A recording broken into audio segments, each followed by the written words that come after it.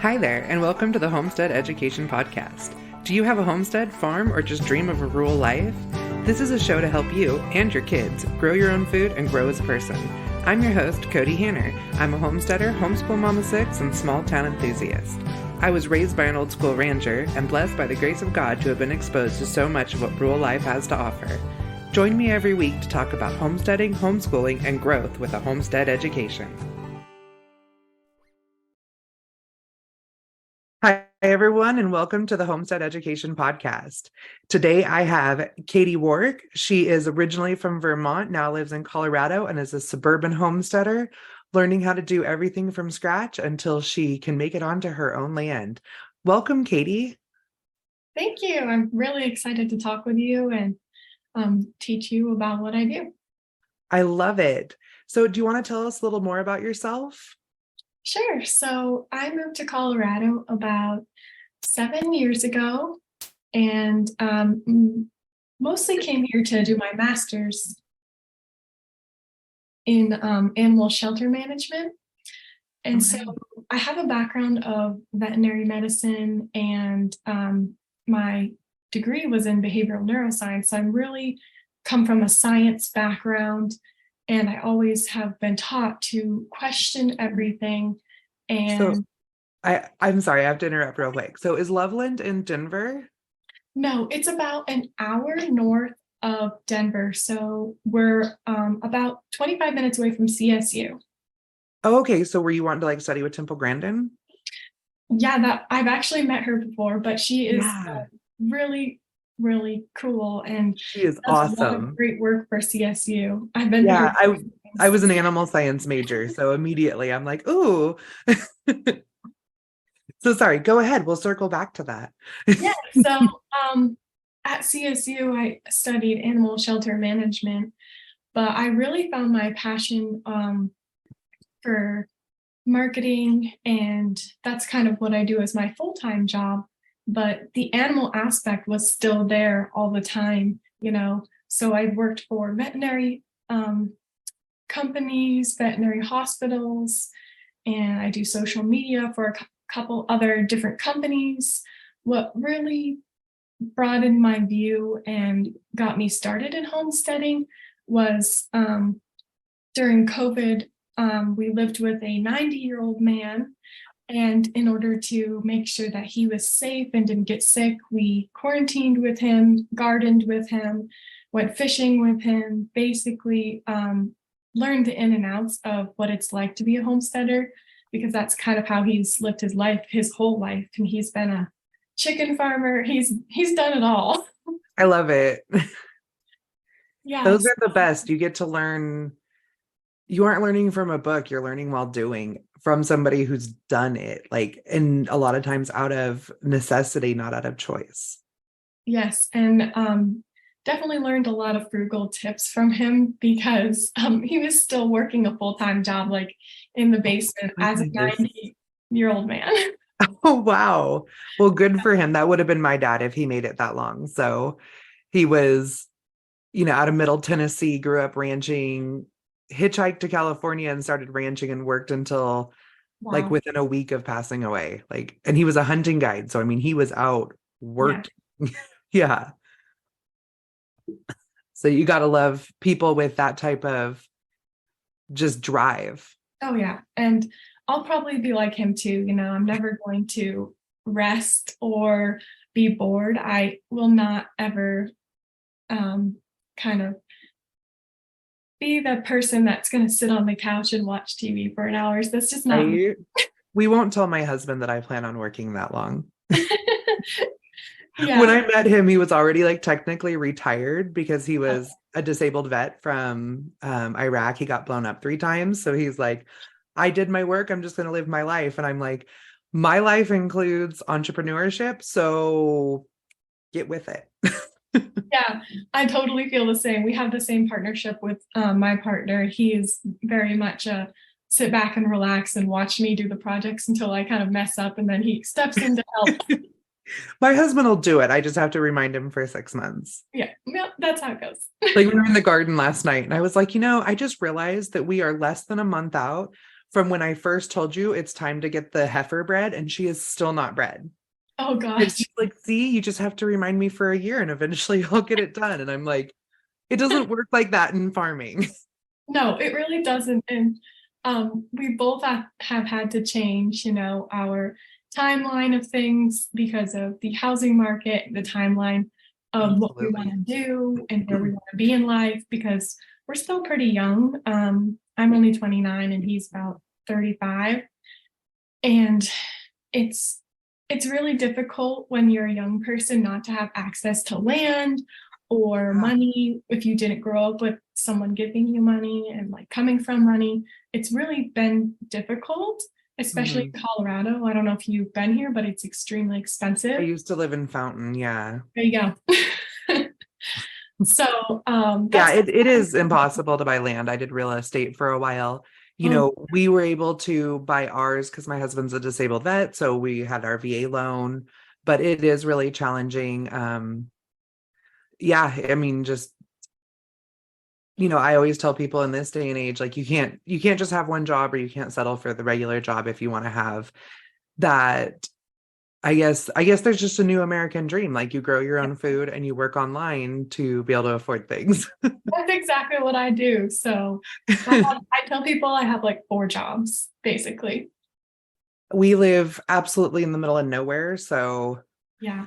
I have 2 routers, and sometimes this computer will connect to the other one and it doesn't have as strong as a connection. So Yeah, it's definitely difficult here. I mean, the pros of living in a city are that, Wi-Fi is usually stable for my job, and I'm close to a lot of stores like Tractor Supply and things like that. But, I think we really would like to be more rural someday. you know what? I love it. I've always lived rurally, but sometimes even in the rural locations I live, there was still a Walmart, like a Walmart 15 minutes down the road. Right. And where we're at now, we are 40 minutes from the closest grocery store and an hour and a half from like, our we don't have a Tractor Supply, but like a large feed store, the Walmart, which, you know, as homesteaders, we definitely respect that maybe we don't want Walmart to be our first choice, but when you live in the middle of nowhere and sometimes that's the only place you can get things, you know. Yeah, I definitely understand that because I've done a bunch of internships and I lived in rural Pennsylvania for 4 months, and that Wow. was the only store within like 2 hours of me. So Yeah. it's a huge change. And it's not even the option of like buying local or from the small person. There's just nowhere else to get it. Yeah, exactly. Unless, you want to ship it in from Amazon because no one else will ship to us either. So Yes, that's a great option too. But it's it really is, yeah. all about moderation, balancing what can you get from local people, what can you grow organically. And I think that's really helped me in my journey, not Mhm. up so hard on myself and be like, oh, I can't make this. Like, oh, I'm so mad that I'm not able to have these ingredients, or I have to go to Walmart and get this and not be Mhm. ashamed of that. Yeah, we balance that too. And that's what I always say, just with homesteading in general, it's a sliding scale and it's a state of mind. So wherever your needle is on that scale, just embrace that and keep pushing it forward. Yes, exactly. Yeah.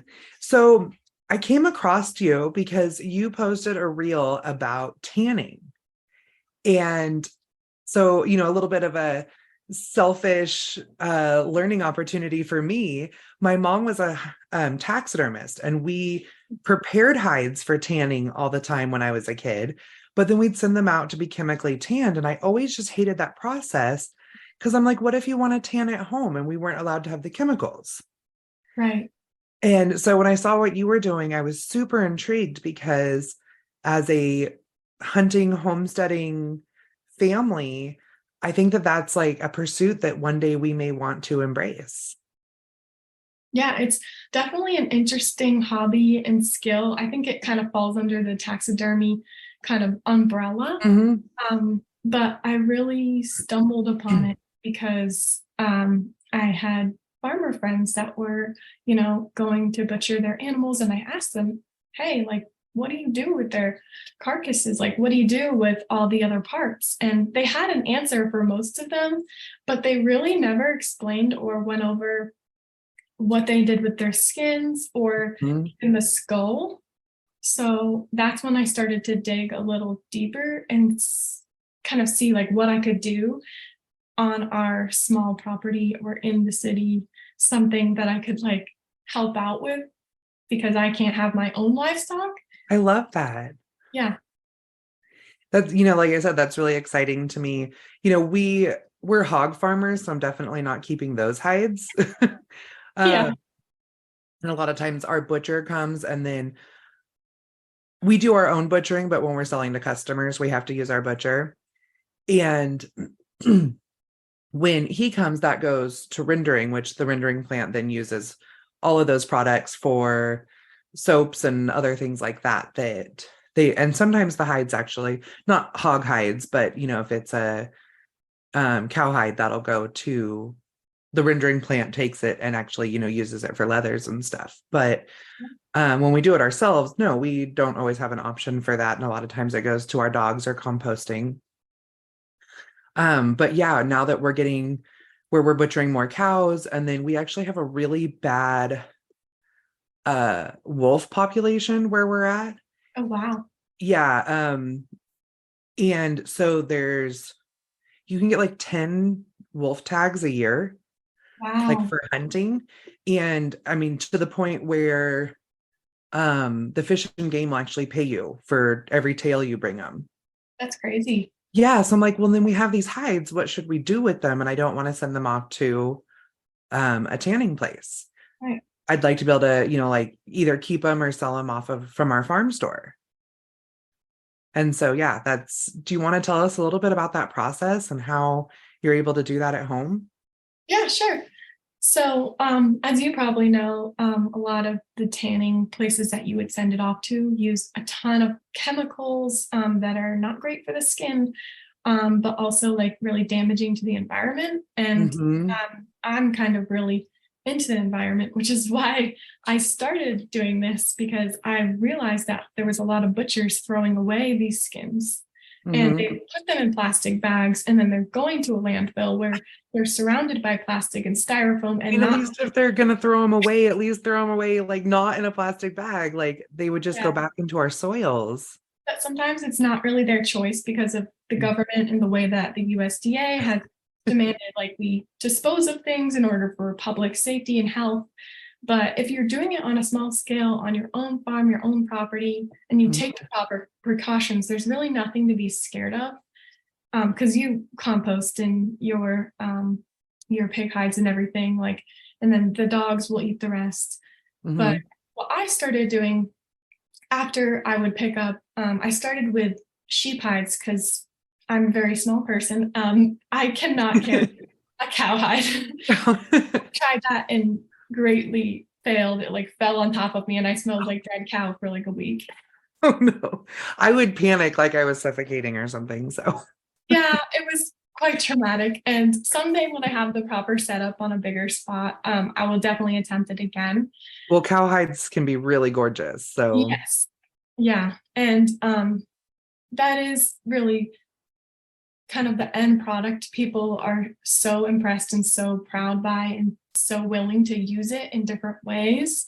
I personally don't use it for fashion, but a lot of people are really into sustainable clothing too. And yeah, well, I mean, there's a difference when people use it for clothing. There's a difference between fashion and not wanting to. Yeah, no, I get it. 100%. Yeah, And or like, I mean, real leather shoes working on the farm is a totally different. yeah, Yeah.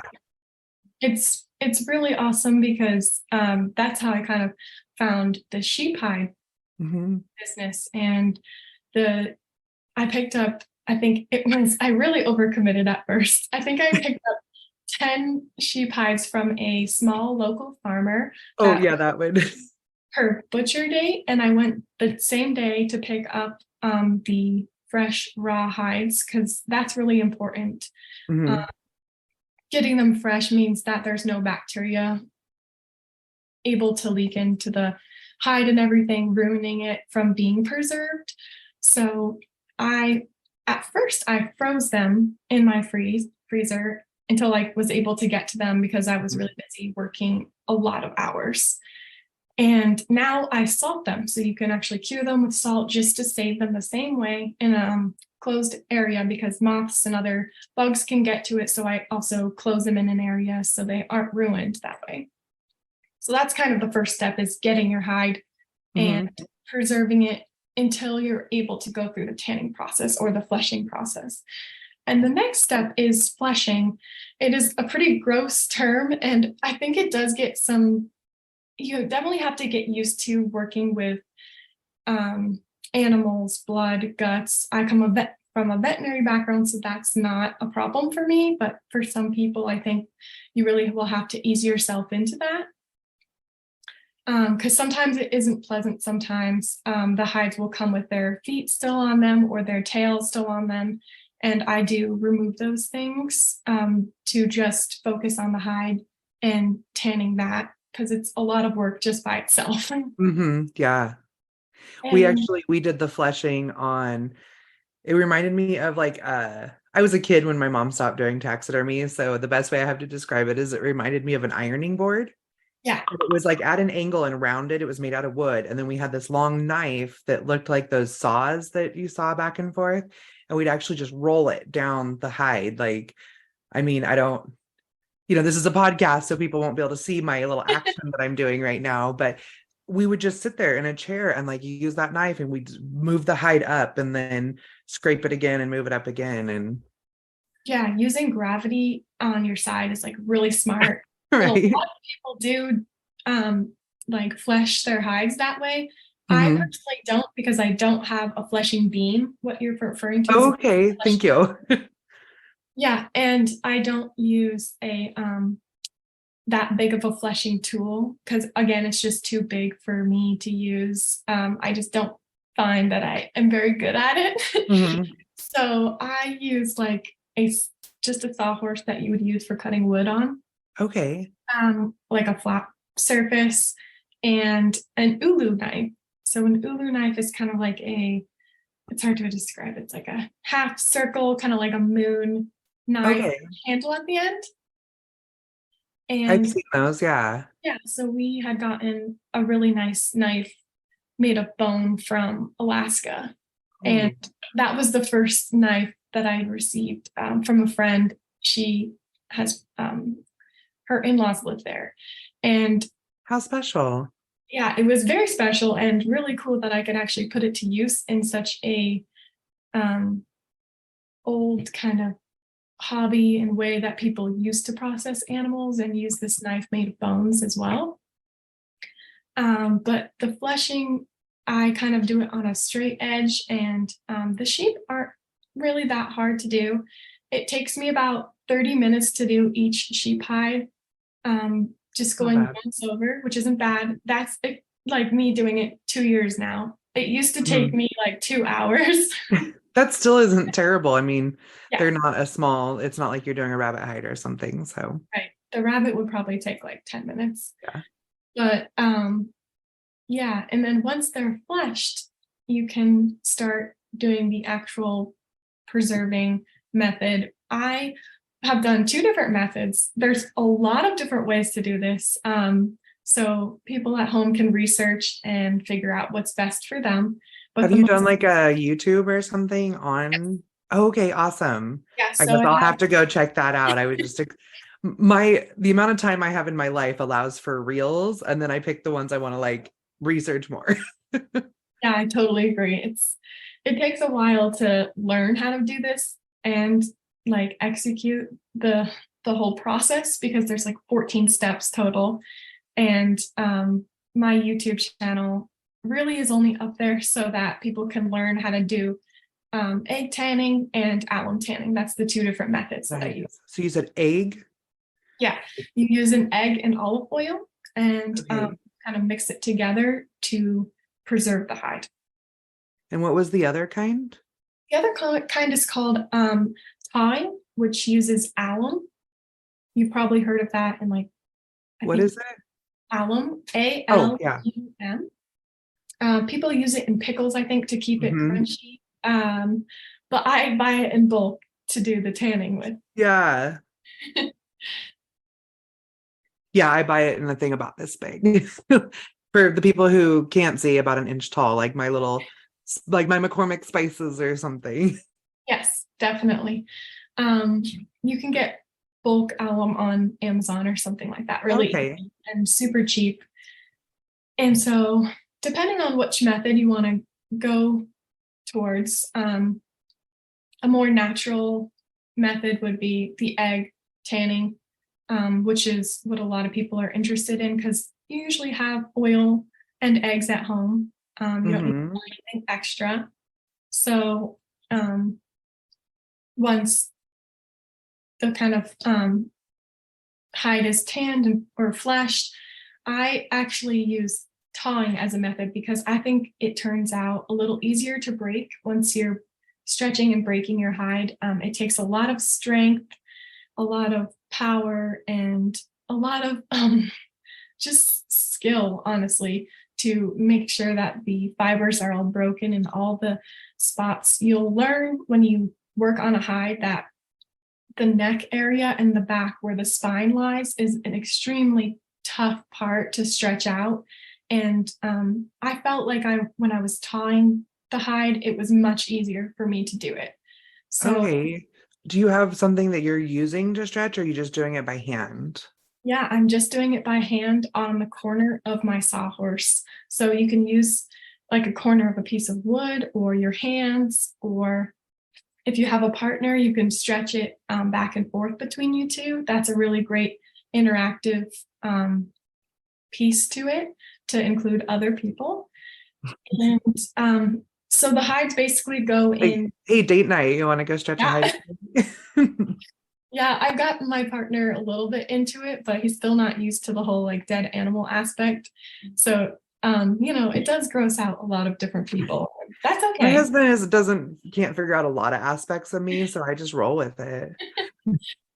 Yeah. So the hides go in with salt and alum and they soak for about 7 days. And that basically kind of locks in the hair. So I do hair on hides because I think the hair is really important and beautiful and it's great to preserve it. Also, wool is very warm and you can use the wool once it's, finished with the hide for a lot of different things. Whereas Mm-hmm. the hide, you could do like buckskin with deer skin. That's really great too. A lot of people make rope and string out of that and, Yeah. drums. Like there's so many different options of where you can go with this. Well, I mean, we've only had synthetic fabrics for like what, the last 100 years? Right. Yeah. So, people used to have to make their own fabrics and, instruments, I think, are really cool when it comes to that. Because they still do that. There's no synthetic way around it. I love it. And then once the hide is been soaking in alum, I kind of wring it out, wash it. You really want to get the smell out here. You don't want any lingering, nasty, like yellow coloring or anything in a white like wool hide because that's really hard to clean after you get to. Mm-hmm. So I clean it before the alum, but also after the alum soak. And just with regular natural detergent or Dawn soap, really anything that you have on hand works. Okay. There's a lot of different like wool cleaners that people could use. I've never used them, but that's highly recommended as well. You just want to Okay. be careful how it reacts with the skin part and not the wool. Just maybe focus just Hmm. putting it on the wool part, not Like on the the fluffy, just on the outside to brighten it up or something. Yeah. exactly. And then I do soak it in a little bit of baking soda after just to neutralize the hide because it has been sitting in alum for a bit. Okay.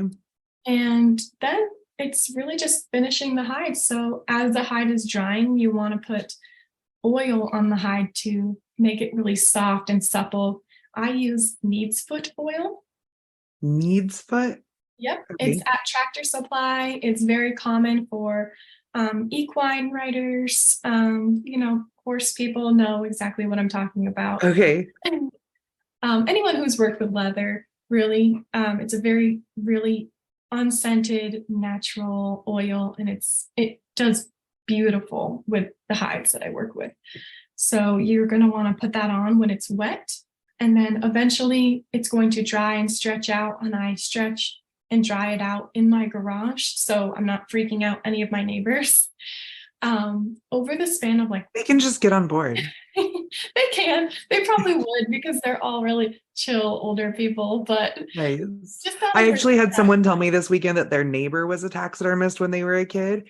And they like looked over the fence one time and he had like 10 bison heads that he was trying to let like the beetles eat off so that he'd just have the skulls. And she's like, the whole neighborhood stunk. And I was like, yeah, I think that's pushing it a little bit. Like, Yeah, that's although as a kid, I was always boiling skulls on the kitchen stove. So, yeah, that's definitely something I never did as a kid or was not exposed to. I kind of sought out my own journey. My parents, sleepovers at my house were weird. yeah, I probably would have enjoyed that as a kid, but I think when you come from such a like a normal family that's not really into that stuff, who has never homesteaded before, it's such a different world, and it really opens up your eyes to what you can do by yourself Mhm. at home. Yeah, But it yeah, really does. I mean, even growing up that way, mhm. when we started our homestead journey, I found that we were doing the basics naturally or from scratch or, because we hunted, we always had a garden, that type of stuff. But my eyes were really open to so much more we could be doing Yes. Yeah, or should be doing. Let's use should, you yeah, know? definitely. But just out of respect for any Mhm. neighbors, I do everything in my garage and then wash and clean it down after. So no, nothing's like contaminated or whatever.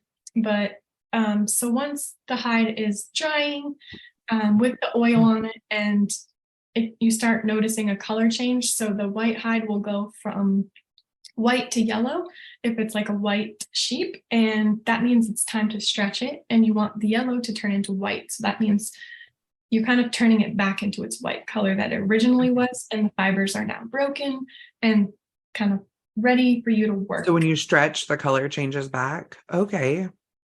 Yep. And then once it's fully dry, there's going to be some like weird fibers sticking up or pieces of fat that you maybe missed the first time around. That's okay. I use my ulu knife again and just do what's called dry scraping. And you're basically just taking the first layer up to expose this amazing soft leather. Nice. So how long does it take to dry? About 5 to 7 days in the garage. I'd say more for a humid environment. We're really dry here in Colorado. Hmm. Sometimes it takes 3 days in the summer. But the oil on top of the water makes it dry way slower, which gives you Hmm. the time to stretch it. So if it dries too fast, you're kind of not in a good place to break things, because it's going to be like rawhide, like what you feed to your dogs, and that's not what you want to turn Yeah, no.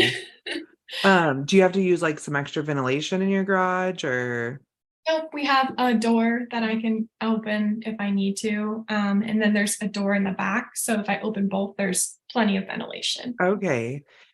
And so are you like stretching every day or are you just waiting to see if that color changes? Yeah, so I check it in the morning and at night, before and after work, kind of see where my hides are at and see what needs to be worked. The stretching does need to happen immediately, and you don't want to let that go. Sometimes I can be lazy. It just turns into a kind of a mess, and you definitely Life. learn Can that you way. re-moisturize it or are you just done? Okay. You do have to re-moisturize with water, and the problem with that is that you might have to apply more oil and then re-stretch the whole entire thing afterwards. So you can do small parts, but I found that once you get a little part wet, it all kind of gets wet, and then you have to start over. So that really does suck. Oh yeah, no, I get it. I mean, there's just different parts of this all the time. Like it's raspberry season and we are home for literally 36 hours before we have to leave for our next convention. Oh, wow. And so I was out there, 9 o'clock last night picking raspberries. And as we speak, my husband is steam juicing them and throwing them in the canner as soon as they come out. because he's like, should I steam juice tonight and cool him down? And I'm like, no, then you have to reheat it when you can like just take it straight out of the steam juicer to the canner and we can have canned juice before we go. And our poor daughter, she's like, you're gonna try to can on top of everything else. She's 14, so she's like, I just see more work for me. Yeah, that is one thing I do need is a steam juicer. That would be so cool. I'm really jealous. It, That sounds amazing. we're actually on our second one because last year I was trying to write a book and trying to steam juice a crate of peaches I bought, and there's too much sugar in peaches, and I basically like burned the whole thing. Oh wow, good to Yeah, know. I was like, I swear I was checking it. My husband's like, you're full of it. You were not checking it. I'm Yeah, like, well, I checked it when it was burned. yeah, and those mistakes are going to happen in every hobby, every skill. And I've had to really tell myself, you're not going to be good at everything right away. That's my No. like mm, my number one problem is that I expect to be good at everything when I start it. Oh, I'm the type that I don't even want to try it unless I know I'm going to be good at it. Yes, I totally understand that. But So, but the steam juicer has been like the lifesaver for us because what I would do before is, I would like boil it and let it like, you have to let it sit like simmering for hours. Then you have to let it drain for hours. And then I'd let it drain in the fridge overnight and then I'd forget about it. And then I couldn't even like freeze it or something at that point. It would be like molding. yeah, And so with the steam juicer, like I said, you can literally, as you can have your hot water bath going, and literally as it's like you have a little like nozzle, and as soon as you fill the jar, you just finger tight those lids and pop them right in. that's so amazing. And I mean, it doesn't matter, during canning season, we have our canning set up just on the stove all the time. And so with something like that, it doesn't matter if I have one jar done or if I have 20 jars done. I can just do it right then and there. So What a great process. Yeah, you definitely learn how to streamline your hobbies and you do. And this isn't, homesteading, I always say like, don't try to do everything at once. Like pick a few things, one to a few. Like I usually say like one in the kitchen, one on the farm, yeah. and master those until they no longer feel like work. They just feel like a part of life. Yes, I agree. Absolutely. I Like, definitely yeah. had to cut out a few things that did not go my way, like sourdough making. That's just never going to be in the books for me. I do it every winter. I don't even try to attempt it over the summer. I know my life. I just let my sourdough die and I start a new one in the fall, which I should figure out how to extend that because I love a really sour sourdough. And when you have like a baby sourdough every summer or every winter, it just doesn't have that same flavor. But yeah, like, you get up and you make your coffee every morning. Why not just add one more step to that while the coffee's brewing, do your sourdough. Or like we do our bread in the bread machine first. Cause I was like, I don't have time to stand here and knead dough. So I do the bread in the bread machine for the dough setting, and then I let it do the second rise like in bread pans, and then I bake it because I don't like the way it comes out from the bread machine baked. Yes, I agree. And so I do it that way, like while the coffee is going in the morning, I, pop everything into the bread machine and go about my day. And when it's done, then I just have to plop it into bread pans and we have bread by lunchtime. And it's just part of our day. It's no longer, I'm not having to stand there and take 2 hours to make bread. Right. Yeah. It's maybe an extra 10 minutes out of my life total. And a lot of times we'll make bread bags in advance in like Ziploc gallon bags. And then my daughter just has to dump all the dry ingredients in and add the wet ingredients. And then it's already good to go. She like rolls the bags up and saves them and we use them again when we run out of like our 10 bags or whatever we did. That's amazing. Yeah. It We works really nice. make like one loaf of bread for 2 weeks because just the two of Oh, us. But, yeah, there's 8 of us. So yeah, that's a lot. we do 2 to 4 loaves of bread a day sometimes. Yeah. Because I That's, mean, my 3 and 5-year-old think that peanut butter and honey sandwiches are a food group. So yeah. yeah. In fact, sometimes I'll just buy like the cheap bread because my 3-year-old thinks that making a 7-layer honey sandwich and then microwaving it is like spot on. That's adorable. But you know what? He's feeding himself and he'll It's learn. really important to give them, the independent skills to do what they want and experiment. And they learn Mhm. by doing, not by watching all And the time. he So bonds with his dog that way because he'll like sit there like one piece for me, one piece for you, you know? aw, that's really cute. Yeah, and then that dog follows him everywhere and I never have to worry about him. Amazing. Yeah. So you ended up going, you kind of talked on this a little bit at the beginning about how you didn't want to see anything going to waste. You've kind of gone on a no waste journey.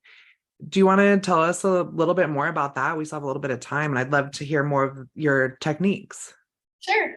So I'm from Vermont, and we were really into environment and recycling, and like we would collect cans and bottles for, making money in school for fundraising.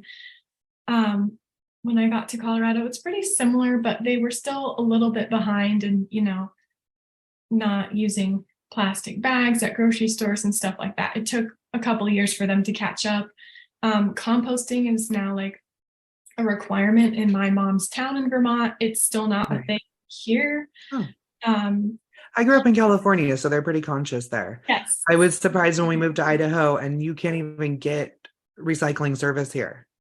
that's crazy to me. Like Yeah. it blows my mind how like there's parts of the United States that are 10, like a decade behind other states in the environmental movement. Although at the same time, most of the people I know in Idaho are going to, they're homesteaders. And so they're going to use other things in their life in a totally different way, so it's, they aren't buying as many plastic containers because they're making things at home in glass jars, so I see a lot more of that than I ever saw in California. Like there was more of a need to Yes, recycle in that way than there is where we're at in North Idaho.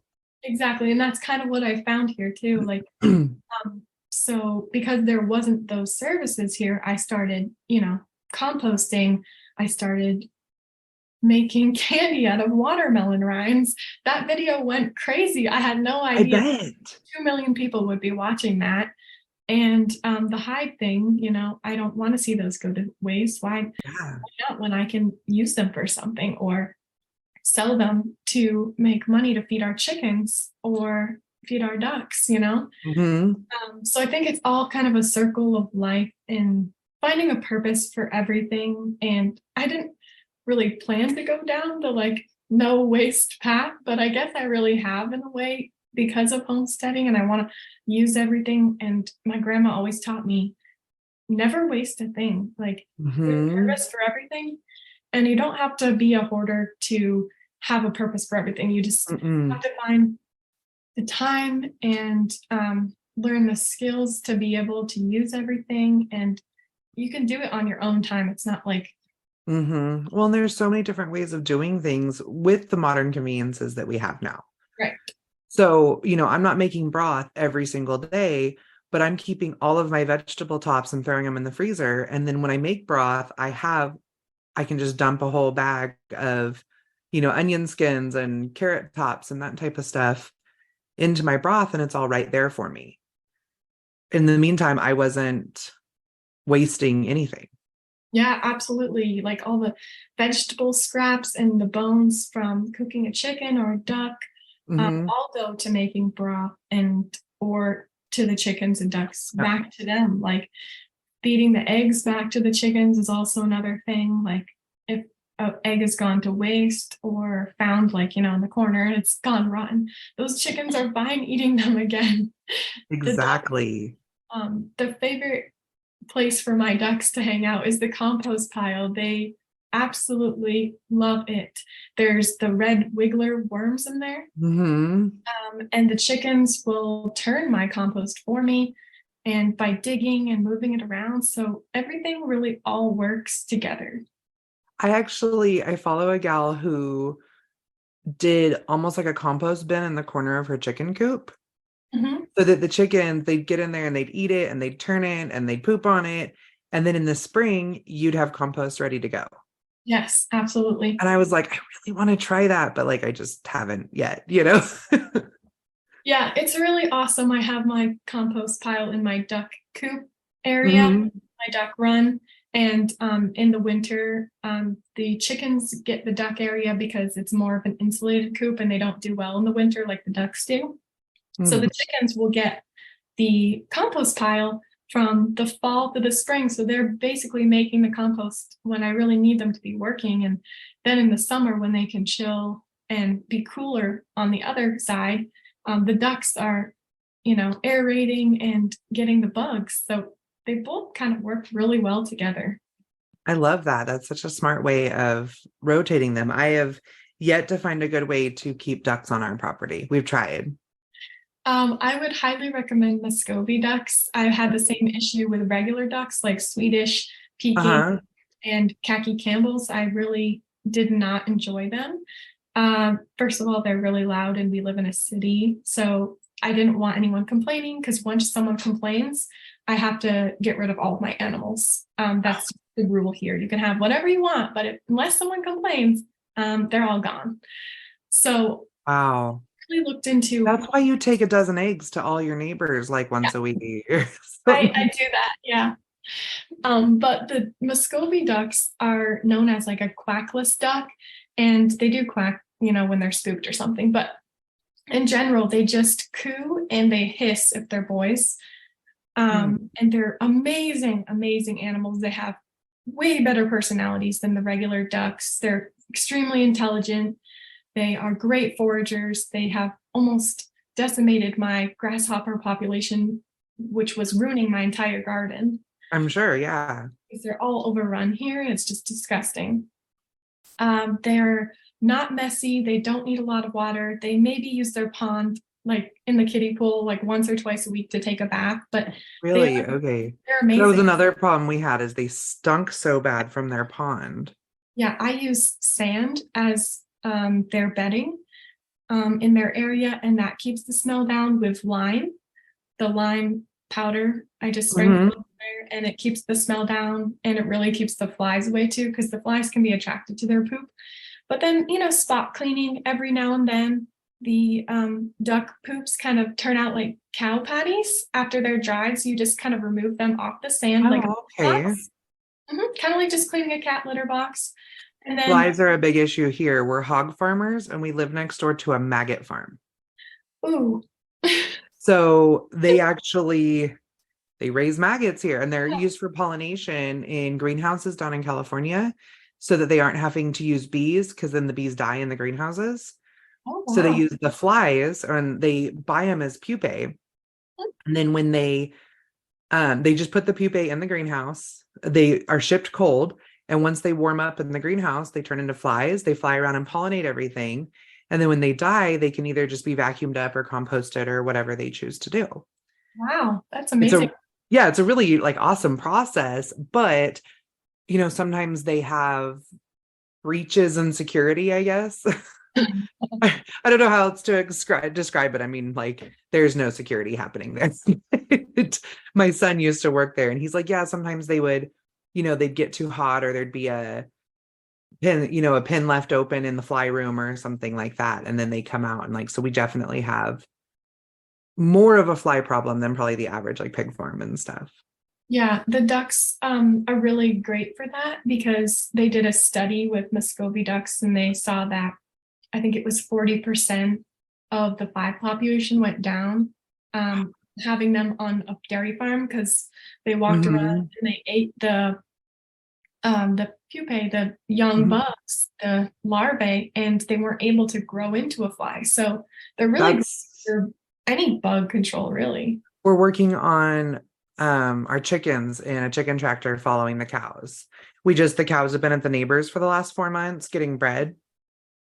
And now that they're home, that's our next project because we're revamping how we do our whole farm. And that's one of our projects. Yeah, it's I don't know, it's kind of a long story, but my husband was diagnosed with liver disease 6 years ago.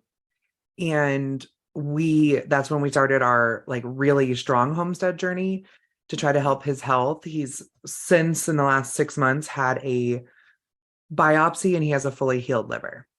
Wow. So, praise. But with that, he went from begrudgingly doing all my farm chores because I made him Mhm. to now he's like, I really love our farm and I want to see what we can do with it next. So we've always sold pork and stuff off our property. So now we're going to have a full farm store in the spring. That's amazing. Yeah. And we're adding, the dairy cows have been dry for the last year. We needed a break while I launched my new business. Um, but they're going to be calving again in the fall, and we always have our pork. And then I have my seasonal products that we've always sold, but we have to drive them to town. So now we are locking everything in this year to make sure that we have the right breeding schedule and those types of things to always have our main products. And then the seasonal ones, of course, will be seasonal. But we live right on the Canadian border, Oh, like okay. right on it, like 1,000 feet from Border Patrol. And raw milk is illegal in Canada. Oh, But people can come over the border and bring home up to $20 worth of dairy products a day per person. oh, wow. So yeah, anybody that's, traveling down to our town for shopping or whatever they're doing, they can stop at our store, buy those products and take them across the border. That's a really good option. Yeah, especially when we're 40 minutes from town this way and I think 20 minutes from the closest town in Canada. Amazing. And is raw milk illegal in your state? Mm-mm. Okay. It is No, illegal yeah. in our state. Oh, okay. Is it fully illegal or is it herd share or I've seen more just herd shares. I'm extremely lactose intolerant, so I really haven't discovered that part of myself in the eating journey yet. is it lactose or is it the casein protein? I'm not sure yet. I'm really scared to So eat find out with an allergist or buy one of those allergy kits or something. Because if it's the casein allergy, the protein rather than the lactose, which is the sugar, you can buy A2A2 milk. Okay, I'm writing this down. And yeah, and look into it a little bit. It's really unique. So A2A2 is a genetic combination of milk. And all cows used to be A2A2. And in fact, you'll still find that a lot in like beef cows, like Angus cows. A lot of them are A2A2, but you're not milking your Angus. Some people are, but they just don't provide the quantities because they haven't been bred that way.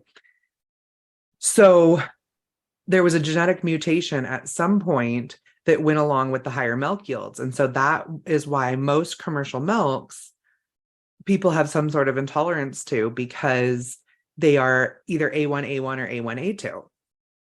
So now that they've discovered this and they're really starting to focus on it, a lot of small scale farmers, raw milk producers, those types of things are purposely breeding and selling this A2A2 milk casein that if you are allergic to or have an intolerance to that protein rather than the sugar, you can drink this. That would be amazing because I really do miss cheese and heavy cream and Right? So look into those because if that's the case, you can, get a herd share or even look into raw milk or just, there might even be a co-op that sells A2A2 or something in your area that's a pasteurized A2A2. There's also a milk, they're out of Iowa. It's called Kahlua Supernatural or something. I had them on the podcast. But they have a milk that is low temperature pasteurized, just enough to make it legal, but not enough to kill all the good enzymes in milk. So that's cool. yeah, definitely something to look into. Yeah, you learn something every day. Right.